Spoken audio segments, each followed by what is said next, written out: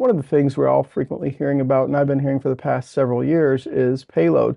And I'm really surprised at how much emphasis people are putting on payload. Payload, first of all, isn't a well-defined number. It's just a function of your gross vehicle weight rating.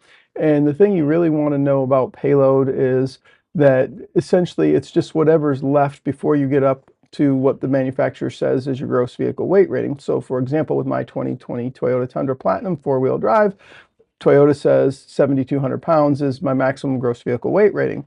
Whatever I have in it relative to occupants, relative to fluids, relative to gear, doesn't matter, nothing comes out. Whatever that vehicle weighs, less or minus 7,200 minus that number leaves me with my available payload that's left.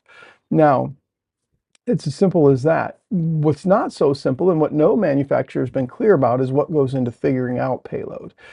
We know the general components, right? We know that the frame, first of all, is probably the number one thing. What is the frame able to withstand?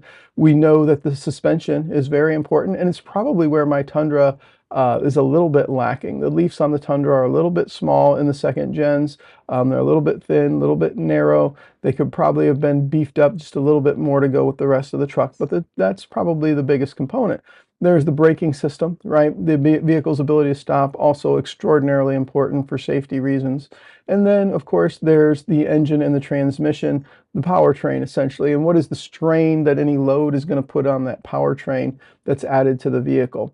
And how is that going to function over the long term? Now, the biggest thing to me from a safety component in that is the braking system, and there's the brakes in all modern half tons, all modern trucks are substantial. And so you have to know that first. But when you're looking at what are the components, everybody wants to focus on payload. Oh, I'm over payload. I need more payload. In other words, what you're saying is, hey, I need my gross vehicle weight rating to be higher. So while I got the Airstream home, getting ready to prep it for the next trip, I thought I would go ahead and show you this here. So of course, we're talking about rear axle weight rating on my truck, and I think that is one of the most important things you can pay attention to when towing, not so much the payload. But I want to show you here, if we look at, this is my sticker here, and I'll kind of zoom in so that you can see this. But when it talks about payload here, the number for this truck, you can see it right here. Let's see, 1,185 pounds. I can focus in on that for you because it's sideways, but 1,185 pounds is the number.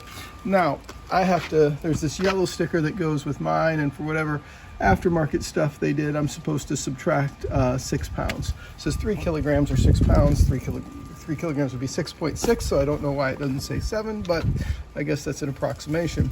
Now, here's the numbers I'm more concerned about. And when we talk about payload, like I said, this 1185 down here, that doesn't really concern me. It's a function of this number right here, the 7,200 pounds, which is the gross vehicle weight rating. But I'm really concerned more about the gross axle weight rating. And what we can see is the front, 4,000 pounds, and in the rear, 4,150 pounds. Again, because if we load up that rear axle beyond, and you'll look, go ahead, go check this out in your half ton if you've got them. If you've got a max trailering package in a Ford or GM, you're going to have 4,150 or a Ram. But if you've got something that was just standard, you're probably going to be sitting there at 3,800 pounds. And you look at the new Tundras, I think they max out at about 3,850 or 3,860 on the rear axle. That's a pretty light rear axle gross weight rating. So it's going to be pretty easy to get up to where you're pushing spec on those. And I really don't like that number because when you're going over bumps in the road, that's going to drive a downward force. Many half tons today, that is going to be the answer, because there's a number of half tons being manufactured today by Ford, by General Motors, by Stellantis / Ram / Chrysler / Dodge, whatever we want to call it these days. And now even by Toyota with 3,800 to 3,850 pound gross rear axle weight rating. And when you look at the tow packages, for example, that those same companies offer, when they offer a maximum trailering package, if you will, now all of a sudden that rear axle goes up to 4,150 pounds. Why is that? Well, because that's a pretty darn important number. And it'd be very easy for me if we take a look at some of what I've done relative to towing. you know, I can come in right under 3,800 pounds and still be right at my payload. 3,800 pounds on the rear axle is what I mean, and right at my underneath my payload of 7,200. That's pretty easy for me to achieve, actually. And if I wasn't using a weight distribution hitch, it would pretty definitively be easy to achieve. Now, nonetheless, there are a number of individuals out there that say, hey, you know, payload is that ultimate number that's going to decide things. Well, not really, because when you look at what your payload is, if you're 100 pounds over on your payload, you're probably not going to be the most dangerous person on the planet out there driving. And hopefully you'll take it slow and your vehicle will handle it well and you'll do okay with it. But if you're someone who says, hey, on that rear axle, I'm going to load it up, and yeah, I know it's only rated for 3,800 pounds, but I'm coming in, you know, at 7,200 right at my payload, even though I've got 3,900 pounds on my rear axle, you might have a problem. You hit some bumps in the road, you hit something, you're going to end up potentially with a broken axle.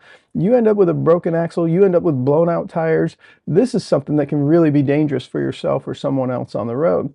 And that's why I would say it's much more important to pay attention to your gross rear axle weight rating, particularly also your front axle, right? You want to know both of them. The front axle for my Tundra, for example, is 4,000 pounds. The rear axle is 4,150. Now, would I ever load my vehicle to 8,150? No, because those aren't the only two components, and because there's other components, hitch weight, for example, that really concerns me. And what would happen if I had a significant downward force, again, maybe going over bumps in the road, where it's going to drive a lot of force down on that hitch. And so hitch weight to me is also very important, but the rear axle is extremely important. That's the thing that's carrying the load. Now you can see my weight distribution arms and my sway control here resting on the ground because we're at home right now, and I brought the trailer home for getting it prepped for the next trip. But what I want to show you is, as we go ahead and take a look at this, is right here on the trailer, and it'll be hard to read, but right there, let me see if I can zoom in it, says gross vehicle weight rating 6,000 pounds, and it's 3,000 onto each axle. Now, the other thing I wanted you to take a look at and think about is when I've got this weight distribution system set up and we've got the tongue hooked to the hitch ball over here, what's happening is we're putting a downward force on the rear axle right there. Now, as we put that downward force all onto that rear axle, theoretically, all the tongue weight we're transferring is going there. Now, ideally, and then once we begin to lift up with the weight distribution arms, we shift some of that weight to the front axle. Now, ideally, you would be level with both vehicles and you would have 10 to 15% as standard. But I'm going to tell you, so even though my Airstream here is rated for 6,000 pounds gross vehicle weight, I can tell you usually when I take off, it's about 5,400-ish pounds. Sometimes it's a little lower, sometimes it's closer to 5. But most of the time, because I've got a full fresh water tank in it as well, it's closer to about 5,400 pounds. Now, at 5,400 pounds, when I take it through the CAT scales, what ends up happening is the weight on those rear axles ends up saying about 4,900 pounds. Why is that? Well, because some of that weight is shifting back over to here. Now, that would assume that it's about 10% of the weight. In actuality, I run about 12 to 13% with my tongue weight pushing back down onto the tow vehicle in my truck. And the reason I do that is because I want more stability as I'm traveling. Think about it this way. If none of the weight were there and all of the weight were back here, you'd have a very, very light amount of weight on your rear axle and your vehicle, which is the drive axle, which means it would have to do a lot of extra work. It would be very hard on it, very hard on your engine, very hard on your transmission to make all that turn. And so you want to put more on that drive axle, not just because it increases or decreases the strain on your system, but also because it increases stability and increases safety. And that's the biggest thing I want you to think about here. So the more I shift from back here to there, the more stable I'm going to be on the road.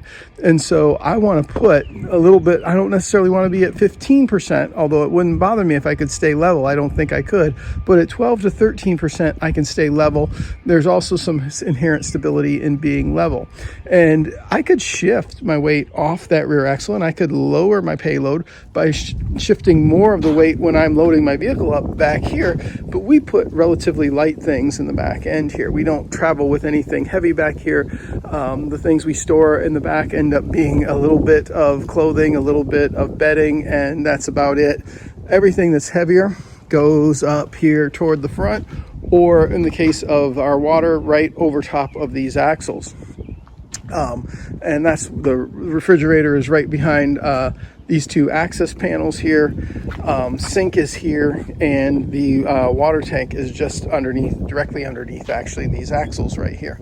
So I want batteries there up front. All the camping gear we have, it's all up front in storage area. And so I want that weight up front, which is going to transfer more weight this way. And so I should theoretically be above that 10%. But you know what? That ultimately makes it a better and safer towing experience. And so the other components, it's kind of this shared duty, but that rear axle, man, you load that up. And if you look at what happens with mine when I load the travel trailer onto it, and travel trailers of some relatively modest size, typically between 5,000 to 7,000 pounds is what I typically carry. And I typically try to transfer about 12 to 13% when I tow. And you look at what that does and how that changes the number. If you're not transferring that much weight, then you're going to be unstable on the road because your trailer is going to be too heavy, and you're going to have too much probably loaded on the back end of your trailer to keep that trailer from putting so much pressure. In other words, ideal trailer tongue weight is going to be between 10 to 15% of the total weight of the trailer. Well, so let's say your trailer's 500 pounds, you're talking about tongue weight of between 500 and 750. That's a pretty big difference. Now, if you're going up to, let's say, 8,000 pounds, you're talking about tongue weights between 800 and 1,200 pounds. Significant difference. And you might say, well, I can reload this, I can redistribute this so that I'm only getting 10% instead of 15%. Great. How did you achieve that? You achieved that by shifting where the weight was in the trailer. You moved it from maybe in front of your trailer axles or right at the level of your trailer axles to you moved it back behind the trailer axles. Now you've got something that's really dangerous. And so, because if you have to make a quick maneuver, you have to swerve quickly, you've got a tail wagging the dog situation, and believe me, that is a very uncomfortable situation to be in. So when it comes to payload, I'm not advocating that you try to go over your payload. I'm saying, hey, that's not the number that's should be the most concerning to you. The number that should be the most concerning maybe is your gross rear axle weight rating or your hitch weight. Something that tells you, hey, how is this going to perform on the road when I'm moving in traffic with other people around me, right? And that's something I think we need to pay more attention to. And I don't really see videos out there talking about this a whole lot. I wish there were a good authority. There doesn't seem to be a good authority service to go to about this. So I'm just trying to share some of my knowledge that I've achieved. And if you have some comments or concerns about this, please go ahead and share them. That's how we all learn more. I certainly am open to learning more and hearing others' opinions on this. And other than that, thanks for watching.